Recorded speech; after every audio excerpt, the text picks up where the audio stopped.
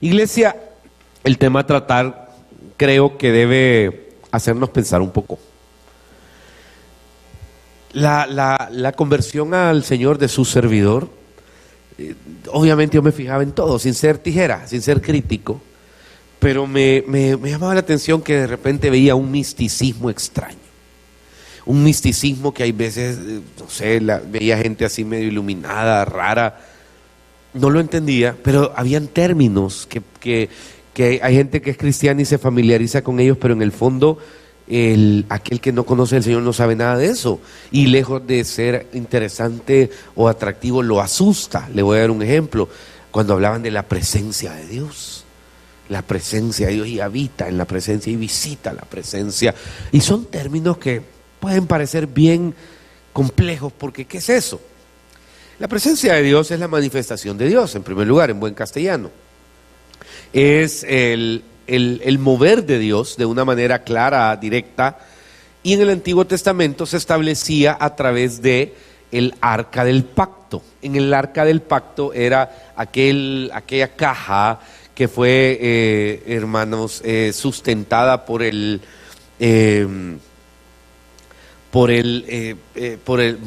establecida para que Moisés se le dio cómo construirla, y que iba a estar en el lugar santísimo del tabernáculo. Hubieron 3 tiempos en el Antiguo Testamento en lo que el arca del pacto respecta.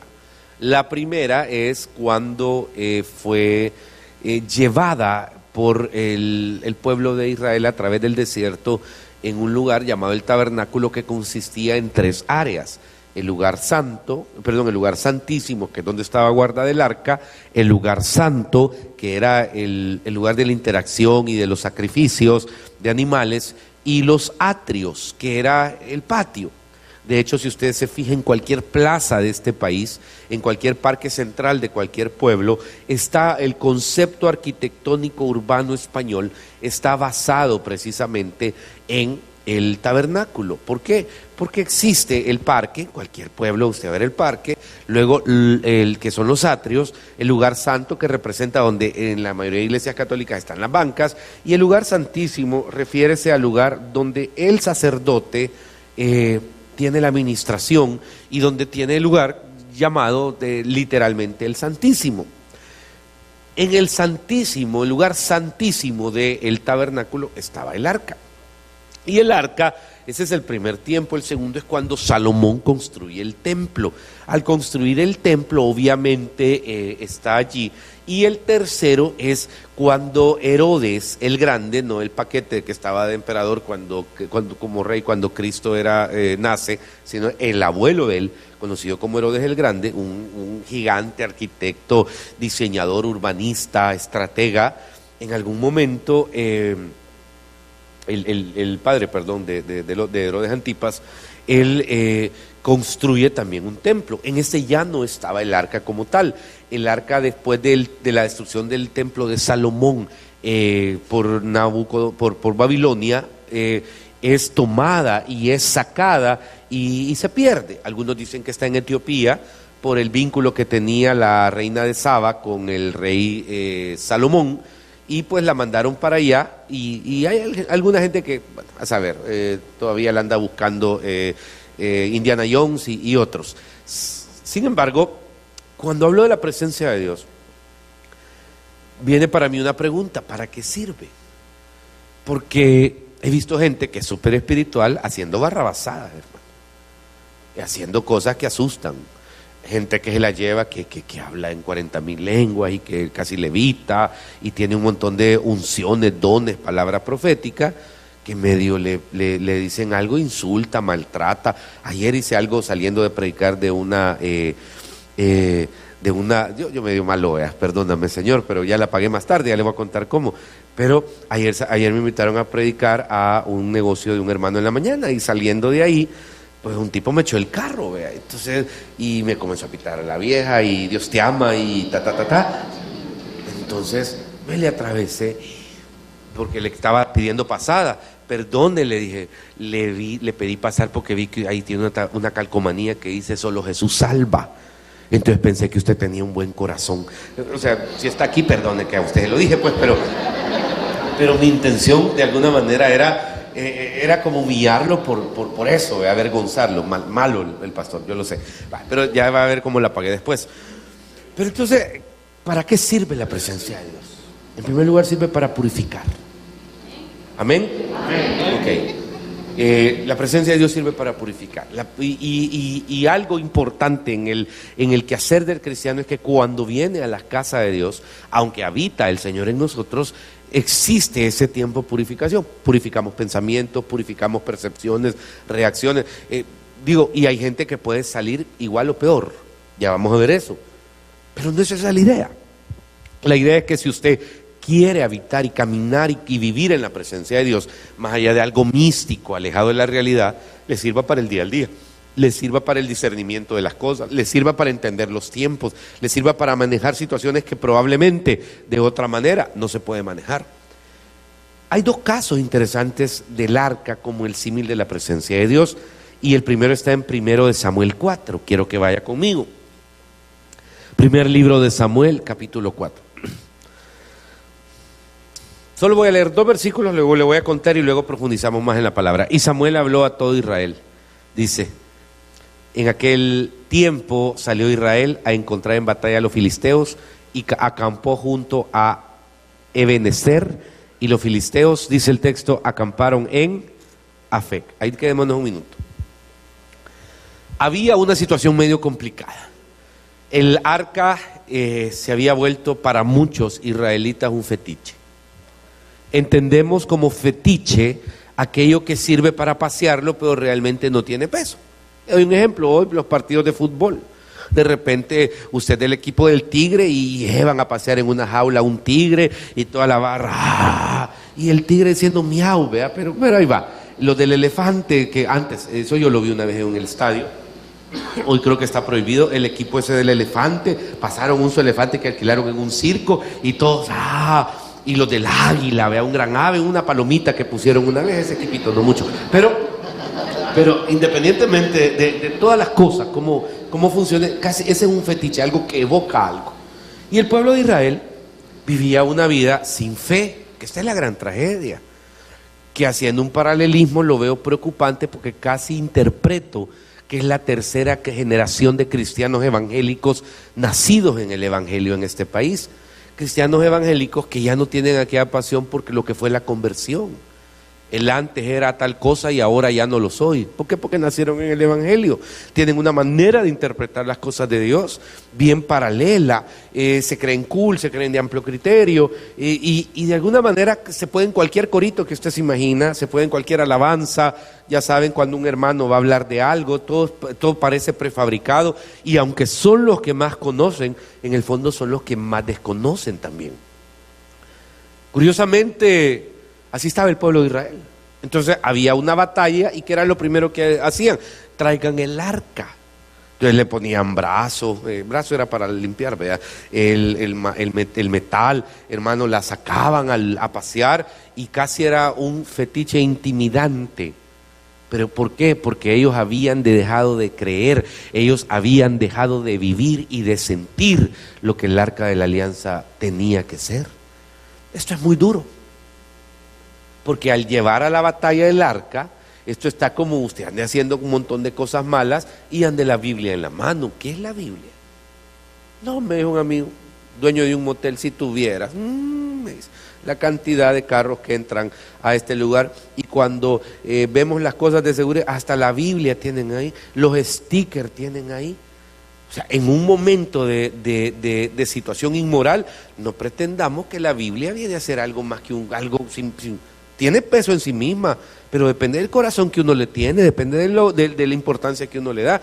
Te sorprendería, me dice este mismo amigo, cómo terminan poniendo los canales cristianos. Allá cuando se van, entramos a hacer limpieza y lo que hay son canales cristianos ahí encendidos. Entonces, casi lo dice este amigo que no es cristiano burlándose de uno. Como que dice, no, ¿y para qué voy a ser cristiano? Si yo te dijera que en mi negocio hay un montón que viven como les da la gana. Y yo soy testigo claro de eso. Pero, hermano, esto es lo más peligroso. Porque uno piensa que le va a durar toda la vida. Tarde o temprano, aunque la misericordia de Dios es para siempre, hermano, y es para siempre, pero tarde o temprano la cuenta de vivir desafiando a Dios se acaba. Y esto es lo peligroso. Esto es lo peligroso de no entender lo que Dios está tratando de decirnos en esta hora. Porque estos iban a la batalla, chivo, vamos a la batalla. ¿Y qué nos falta? Tenemos la espada, sí, tenemos esto, el ejército, sí, los caballos, sí. ¿Qué falta? Ah, el arca. Ah, ya van con eso. Vaya, tráiganla. Bueno, ¿qué va pasando en el proceso? En ese proceso en que se va encaminando, se intimida el pueblo de los filisteos. Y se lo voy a leer. Versículo número 6. Cuando los filisteos, dice, oyeron la voz de júbilo y dijeron: ¿qué voz de gran júbilo es esta en el campamento de los hebreos? Y supieron que el arca de Jehová había sido traída al campamento. Y los filisteos tuvieron miedo porque decían: ha venido Dios al campamento. ¿Quiénes tenían miedo? Los filisteos. Y dijeron: ay de nosotros, pues antes de ahora no fue así. Ay de nosotros, ¿quién nos librará de la mano de estos dioses poderosos? Estos son los dioses que hirieron a Egipto con toda la plaga en el desierto. Esforzaos, oh filisteos, y sed hombres, para que no sirváis a los hebreos como ellos os han servido a vosotros. Sed hombres y pelead. Bueno, pelearon pues los filisteos e Israel fue vencido. Diga en voz alta: vencido. Y huyeron cada cual a sus tiendas, y fue hecha muy grande mortandad, pues cayeron de Israel 30,000 hombres de a pie. Y el arca de Dios fue tomada, y muertos los dos hijos de Elí, Ofni y Finees. Imagínense la escena, la gran guerra, de repente aquellos que tenían miedo comenzaron a fortalecerse, comenzaron a matar israelitas, y cuando menos sintieron, se fueron en desbandada. Y al final de la tarde, ganamos muchachos, sí, ganamos. Y van viendo que ahí quedó el arca tirada, la dejaron tirada. Esto se convirtió para los filisteos en una herramienta de trofeo, porque había significado a lo que ellos le habían tenido miedo, a la presencia de Dios, porque se suponía que la presencia de Dios defendía al pueblo de Dios, y sin embargo en este caso no pasó nada, ahí quedó. Entonces, ¿qué hacen? La llevan a una ciudad. ¿Cómo se llamaba la ciudad donde la llevan? Siga leyendo. Entonces la llevan a su ciudad, el pueblo filisteo, como un trofeo, y dicen: ¿a dónde la vamos a poner? Asdod se llama la ciudad, exacto. ¿Y a dónde la vamos a poner? Pongámosla adentro del cuarto donde tenemos a nuestro Dios. ¿Cómo se llamaba el Dios de los filisteos? Dagón. Ok, vamos construyendo el primer caso. Curiosamente, cuando lo ponen ahí, nos cuenta la narrativa bíblica, vaya al versículo 1 del capítulo 5, que cuando los filisteos, dice, capturaron el arca de Dios, la llevaron desde Ebenezer hasta Asdod, y tomaron los filisteos el arca de Dios y la metieron en la casa de Dagón y la pusieron junto a Dagón. Cuando al siguiente día los de Asdod se levantaron de mañana, he aquí que Dagón postrado en tierra delante del arca de Jehová, y tomaron a Dagón y lo volvieron a su lugar. Escena 1, llegó la persona que hace la limpieza, encendió la luz, a barrer iba, y va viendo que el gran rey Dios filisteo, tirado en el suelo, a la par del arca. Qué raro, dijo. Bueno, entonces de repente llamaron a la gente, lo subieron, lo pararon, quizá tembló anoche, no nos dimos cuenta, chivo. Al día siguiente, cuando menos sienten, llegan otra vez a un encuentro y se dan cuenta de que no solo está caído, sino que dice en el texto, y lo cito textualmente: y volviéndose a levantar de mañana al siguiente día, he aquí que Dagón había caído postrado en tierra delante del arca de Jehová, y la cabeza de Dagón y las 2 palmas de sus manos estaban cortadas sobre el umbral, habiéndole quedado a Dagón el tronco solamente. Pausa. ¿Cómo es esto? La presencia de Dios también puede provocar cosas. Yo he escuchado gente que me dice: pastor, desde que yo me convertí al evangelio no me está yendo bien. Y tengo mi análisis muy particular. Creo que el Espíritu Santo no le va a permitir a alguien que vive con un Dios paralelo que le vaya bien.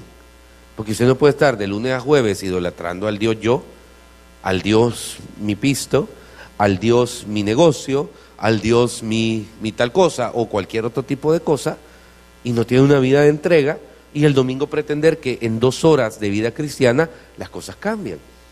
Quieras o no, fíjese que quiero que lo vea así, la presencia de Dios es llevada, el arca tenía la presencia de Dios, no es que no la tuviera, no es que se había ido, es llevada a donde está el Dios filisteo.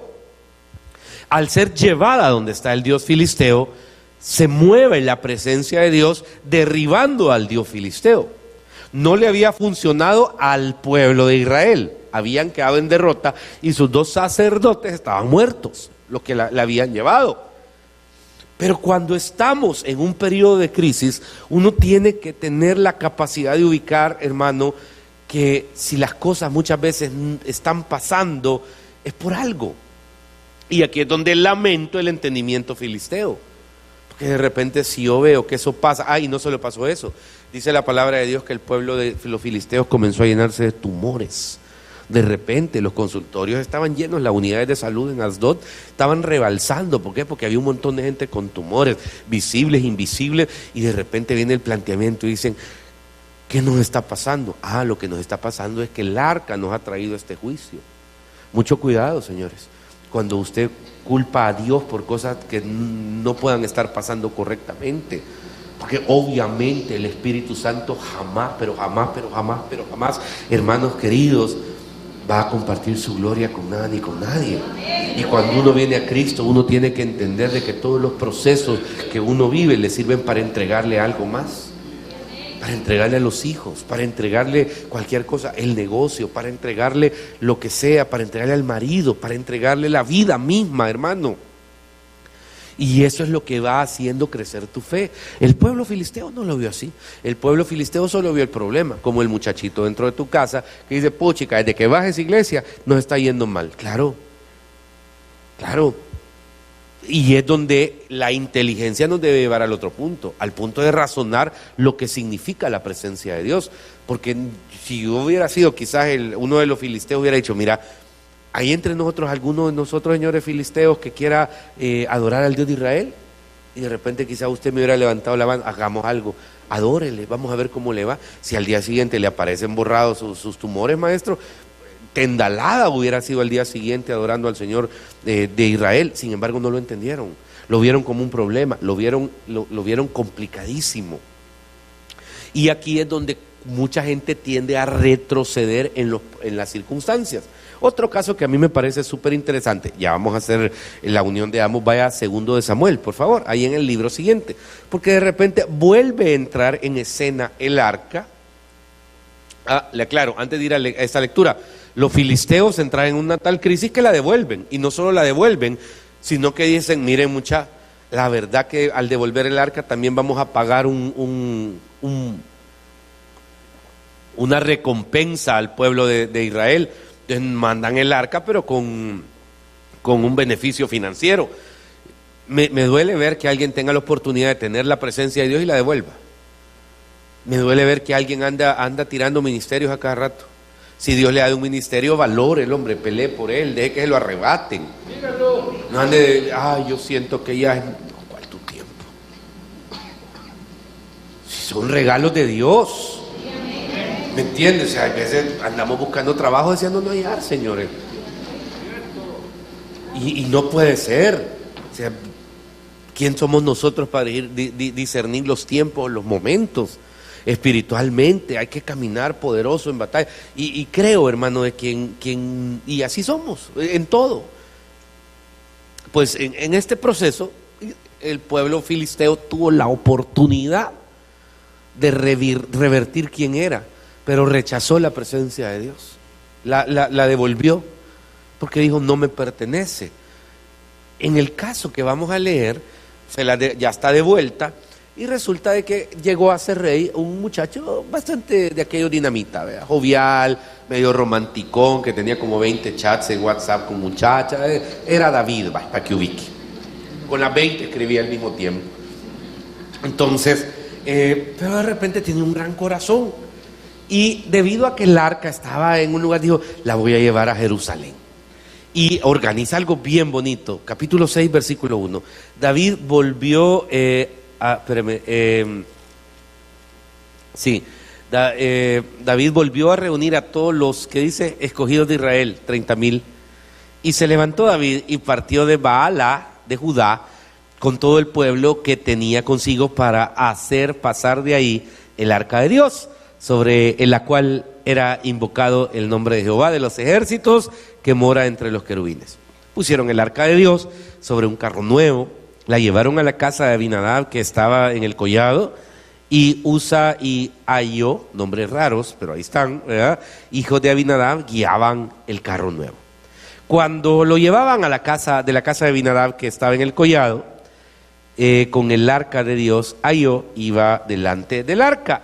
Y David y toda la casa de Israel danzaban delante de Jehová con toda clase de instrumentos de madera, de haya, con arpas, salterios, panderos, flautas, címbalos.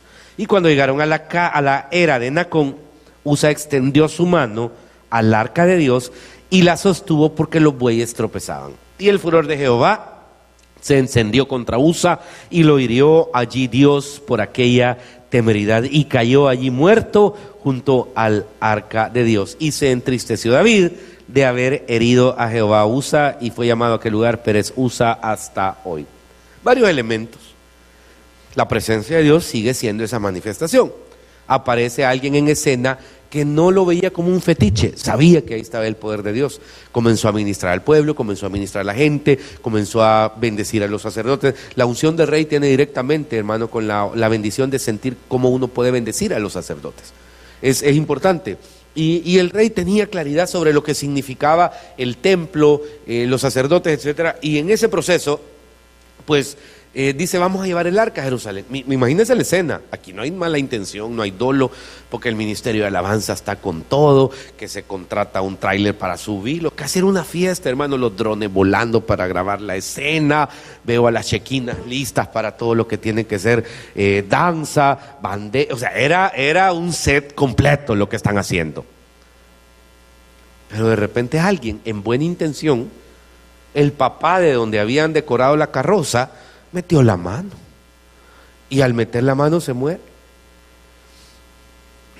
Uno pasa desilusiones por querer hacer las cosas bien. Le voy a contar, el día de ayer su servidor, bueno, un día vamos a tener quemó el Dubái, pero para mientras conformémonos con quemó el Plan del Pino, ¿va? Ayer la dedicamos. Ayer un hermano que es pastor Fortunato de una iglesia en el Plan del Pino nos pide cobertura. Y yo que siempre he sido medio bien huraño andar dando coberturas, pero hurañísimo eso. Porque mire, quizá una al mes, un pastor al mes de algún lugar llega, mire pastor, y podemos tener cobertura y podemos, ay, mejor seamos cheros, le digo, me complico menos. Y ese delirio que queremos hacer, no. Créame que quizás tuviéramos unas 100 iglesias, maestro, pero yo soy de aquellos que siempre, mejor seamos cheros, papá. Al final usted lo que necesita es que lo apoyemos, pero media vez usted se sienta machito, usted va a volar, le va a cambiar el rótulo y ya me le puedo la historia. Entonces, seamos cheros, no, ya vivimos por algo y esa es mi manera de evadir eso. Pero este hermano de alguna manera llegó con un gran corazón, el Señor me habló y ayer en la tarde tuvimos la bendición de estar predicando en el Plan del Pino y bendecir esta iglesia. Bueno, yo venía feliz. Llegamos a donde fui a dejar a Giovanni a su casa y de ahí venía en la camioneta y en un segundo, hermano, no vi. O sea, yo no le voy a decir al otro tipo, mire, con este ojo no veo, ¿verdad? Porque no, pero en un segundo yo vi que no venía nadie y pasé y me fui a sembrar en una camioneta. Se pasó llevando mi bumper, etcétera. Y lo primero que me vino en mi mente, chica, me quedé sin carro. 3 días, vengo de servir, 5 días, no sé cuánto tiempo va a tardar en repararse. ¿Cómo voy a hacer? Me pasó 40,000 cosas. ¿Cómo voy a hacer, Señor? ¿Cómo voy a tal cosa? Y comenzó en mi mente a volar, pero de repente cayó algo fuerte. Y que no vengo de predicar tu palabra, bro. Y es como lo que le pasó a este. Bueno, y este no venía, no anda, porque dice que David se entristeció, ¿es correcto o no? Y te imaginas, Señor, y todo esto que lo estamos haciendo por tu reino. ¿Por qué nos pasan las cosas malas cuando estamos haciendo lo bueno? Ese es un gran debate, hermano. ¿Qué podemos hacer? Y ahí estaba yo, me pasó todo el mundo. Creo que tú pasaste, Mario, pasó otra gente, amigos y enemigos, porque ser pastor en este país es casi peor que ser político, ¿verdad? Eso le pasa por bolo, pastor, me gritó alguien. sí, uno tiene que... Dios te ama, le dije yo también. Pues sí, pero en el fondo pasó uno, pasó otro al final, hermano. Pero claro, otra cosa que la primera reacción es quizá decir, no es mi culpa, pero me acordé que estaba predicando de Judá, que se había metido con aquella muchacha, y a la hora que fue confrontado, porque tenían el DUI, las llaves y el teléfono del hombre, dijo, sí, yo fui, vea, el que se metió con ella. Entonces no puedo estar por un lado predicando algo y viviendo de una manera diferente. Entonces dije, no se preocupe, le dije, yo me voy a hacer cargo. Yo como que estuviera ahí, vea, bla, bla, bla, bla. Pero fue una bendición. Pero en el fondo, bueno, Señor, no vengo de un partido de fútbol. No vengo de algo malo. No vengo de un... 3 veces he predicado hoy, Señor. Temprano en la mañana estaba en un lado, a las 11 estaba en otro lado, y a las 3 estaba en otro lado. Y comienza, porque es lo primero que le va metiendo en la cabeza. Cuando uno se cuestiona si vale la pena servir al Señor, si vale la pena seguir haciendo las cosas de Él, porque sentís que no pasa. Eso le pasó a David. Y es donde uno tiene que entrar en ciertas reflexiones. Porque por un lado los filisteos dijeron, no queremos la presencia de Dios. Te dije, la presencia de Dios, ¿qué es lo primero que hace? Te lo dije hace un ratito. Un pan con frijoles al que lo diga bien. ¿Usted dijo qué dijo? Purificar. Traiga el pan con frijoles, por favor, hermano. Bueno, hoy ya no le dicen pan con frijoles y queso y crema, hermano. Hoy le dicen panini azteca, para que vea cómo han cambiado los tiempos, pero es la misma mica. Entonces, no, pues sí, hoy ya no le dicen quequito, hoy le dicen muffin, pero al final, ¿verdad? Sí, claro, un muffin, que es un quequito, en mi tiempo era un quequito. Pero bueno. Y quequito era el apodo que uno le decía a los amigos gorditos, siempre así, rellenito. Quequito, vení, le decía uno. Entonces, en ese proceso, hermano, de la vida, es donde uno dice, bueno, Señor, si la presencia de Dios purifica, es porque hay veces la presencia de Dios da ciertas sacudidas en la vida que uno necesita saber cómo sobrellevarlas. Uno necesita tener la humildad para decir sí, Señor, o no, Señor, o está bien, Señor, o ahora lo entiendo. Entonces a David le entró la crisis, y cuando se da cuenta de eso, obviamente dicen, no, casi está a punto de cometer el mismo error que los filisteos. Entonces de repente le dicen a David, y seguimos, porque imagínate después del choque, ¿qué ganas van de seguir la caravana? Pues no. Ay, mira cuánto es arreglarlo, yo me voy aquí escamoteado, le dijo David, yo me voy a otro lado. ¿Y qué hacemos con el arca? Ay, ¿no habrá aquí un lugar donde esté? Mira, ahí hay un señor que se llama Obededom. Pues dígale que él nos da posada y la dejamos ahí. Prácticamente era eso. Entonces van donde Obededom abre el falso. Los de San Salvador no saben que es un falso, obviamente, pero ni modo, pues, o sea, pobrecitos por ustedes, vea que van a morir pensando que son de Manhattan. Pero un falso es aquella puerta que tiene que ser de tronco de jocote, no puede ser de otra cosa, ¿verdad? Con alambres de púas que se mueve para que pase la carreta, para que pasen los bueyes o cualquier otra cosa en el campo. Entonces, los portones de la casa, ¿va? Entonces, abren el falso y ahí la dejan. Curiosamente, hermano, pasan 3 meses ahí. Honestamente, no sé si Obededom, la Biblia no lo dice. Después se ve que estaban en la corte de David y otras cosas, pero la Biblia no es explícita. Pero a los 3 meses le llegan a decir a David, ¿sabes qué? Hermano, la casa de Obededom ha sido prosperada desde que el arca está ahí. ¿Qué es lo que estaba ahí? La presencia de Dios. Volví a ubicar. Y fíjate que no me da una luz de que es un gran espiritual Obededom, pero es alguien que supo entender probablemente que era el arca en ese momento. La guardó. Me imagino que todas las semanas, todos los días la sacudía. Algún su momento de adoración tuvo que tener. Porque a la presencia de Dios no tenés que pedirle favores. La presencia de Dios es la que se mueve en sí misma, en el fluir de las cosas. La presencia de Dios es la que te guarda. Estaba hablando con una hermana que ayer en la noche, aquí la directora de servicio de este culto, dice que le pusieron una pistola, la asaltaron, le llevaron las cosas, y ahí nos están viendo, y dispararon los tipos al aire, hermano. Ayer, testimonio que me estaban impresionando, pensando que estaban disparándole a alguien, pero realmente, hermano, ella me dice, yo creo que eran ángeles, me dice. Ahora, en el cuestionamiento, bueno, la presencia de Dios, ¿y por qué impidió? Entonces, ¿por qué no impidió que la asaltaran? ¿Por qué la presencia de Dios no impidió que usted chocara? ¿Por qué la presencia de Dios no impidió que se muriera el muchacho que le puso la mano para evitar que se cayera? La respuesta más profunda que tengo es I don't know. Es de arameo esa, hebreo, griego. Solo sé, hermano, que en el misterioso camino de la vida de fe, aquellas cosas que pueden ser de circunstancias que uno no entiende, el Señor se termina siempre glorificando y el Señor lo sorprende a uno. Pastor, no me parece esa respuesta, pruébela o tome la decisión de los filisteos. No, choqué ayer, qué barbaridad. No, ¿sabe qué? Hermano Carlos, dígale al hermano fulano que predique mañana. Yo no estoy ganas porque estoy todo contristado, porque emocionalmente me siento mal. Porque yo no puedo dar lo que no tengo. Ay, yo oigo cada farsa evangélica, hermano. Uno tiene que dar lo que tiene.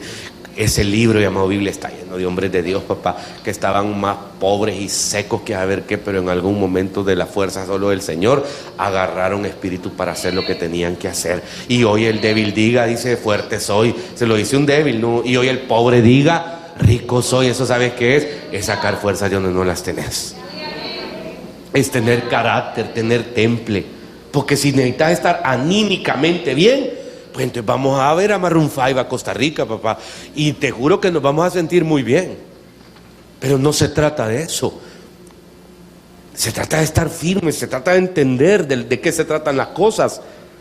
Y cuando le regresan el mensaje a David, entonces dice David, no. David lo entendió. David era alguien que se movía en la presencia de Dios. Entonces, ¿qué comienza a hacer? A decir, ¿saben qué? Vamos a traerla. Esa cosa la quiero para aquí. Si el rey soy yo, ¿por qué le voy a estar dando la presencia de Dios a otro? ¿Por qué voy a estar prosperando a otro? Si necesitamos que venga del rey para que caiga para todos lados, hermano.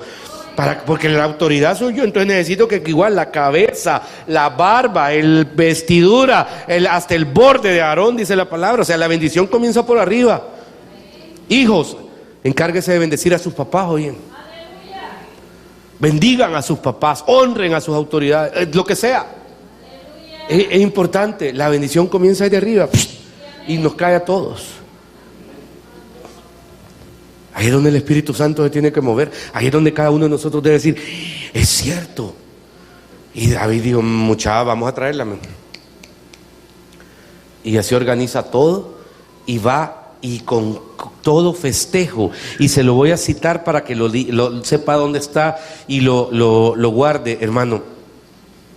Fue dado al aviso al rey David diciendo, Jehová ha bendecido la casa de Obed-edom y todo lo que tiene a causa del arca de Dios. ¿A causa de qué?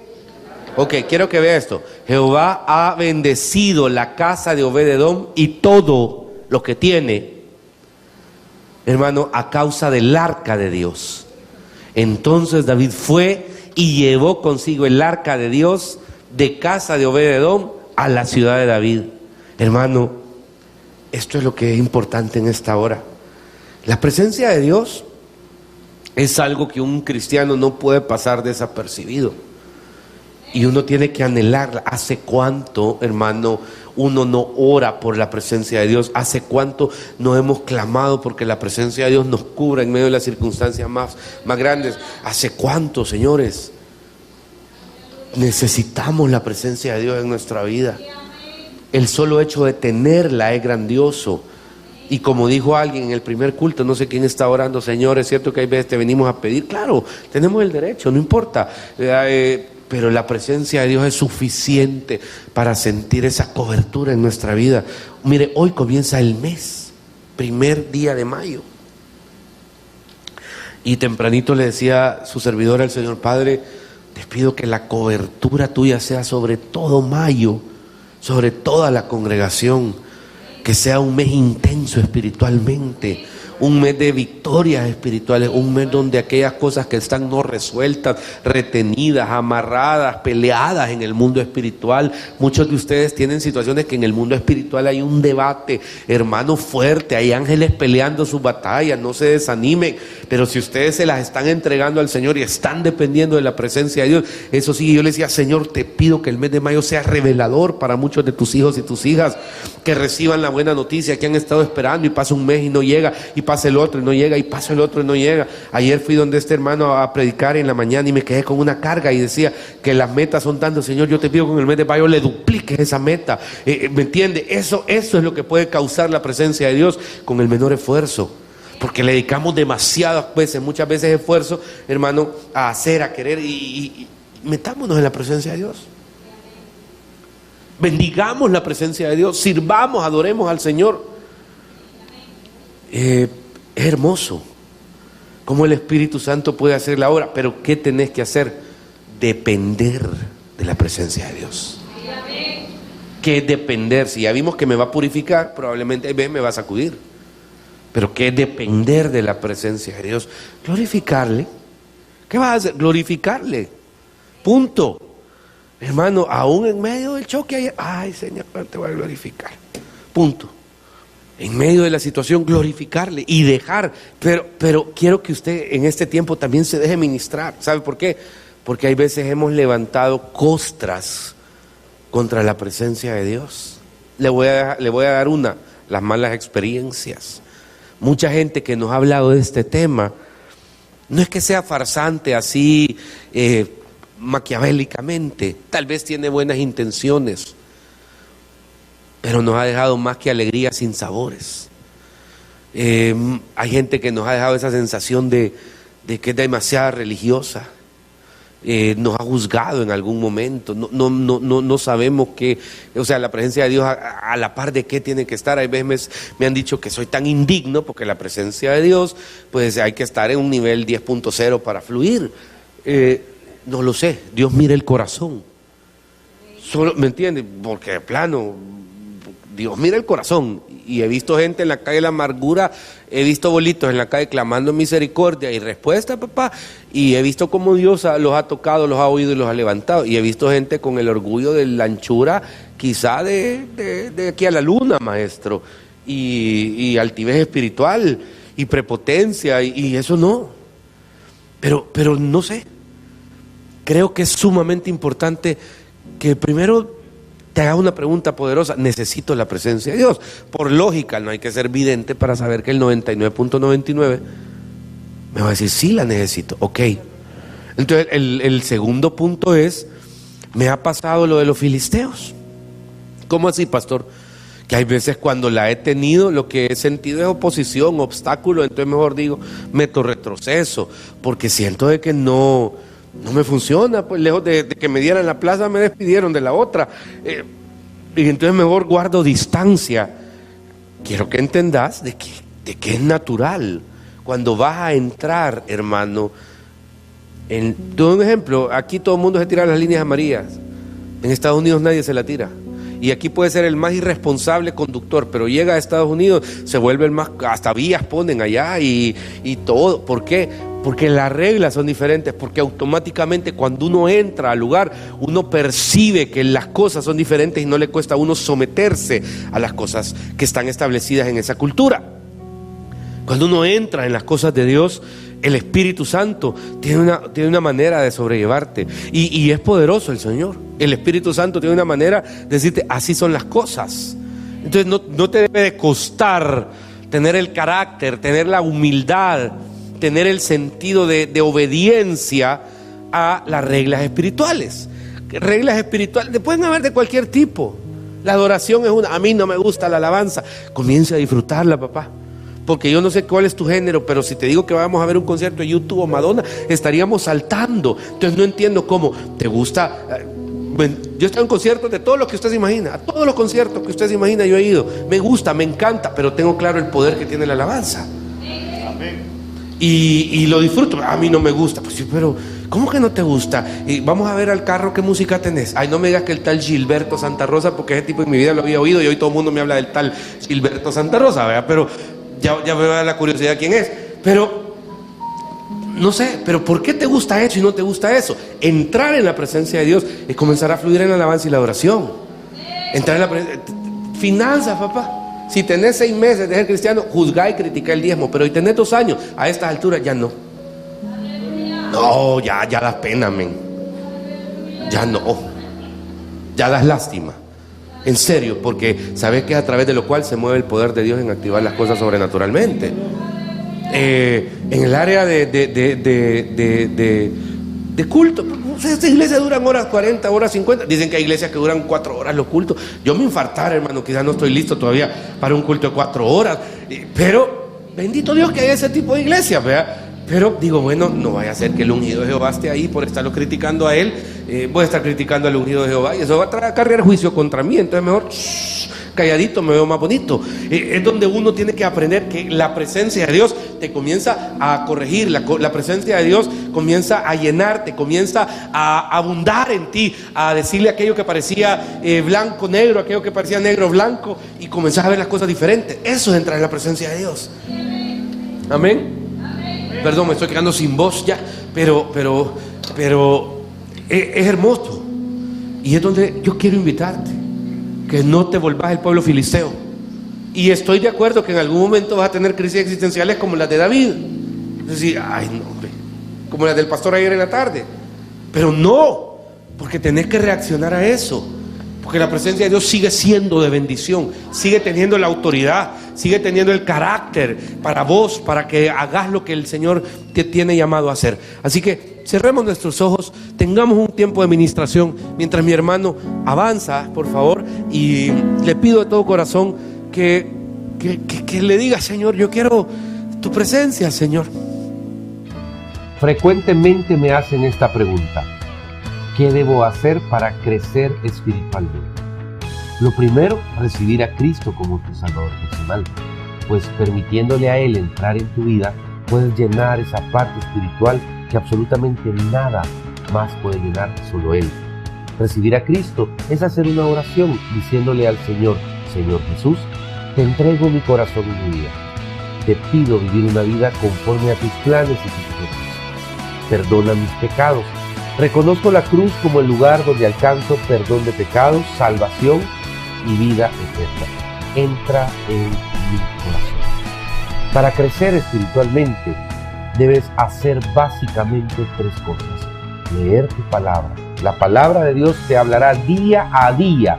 La Biblia alrededor de cualquier elemento que estés atravesando. En segundo lugar, que puedas orar.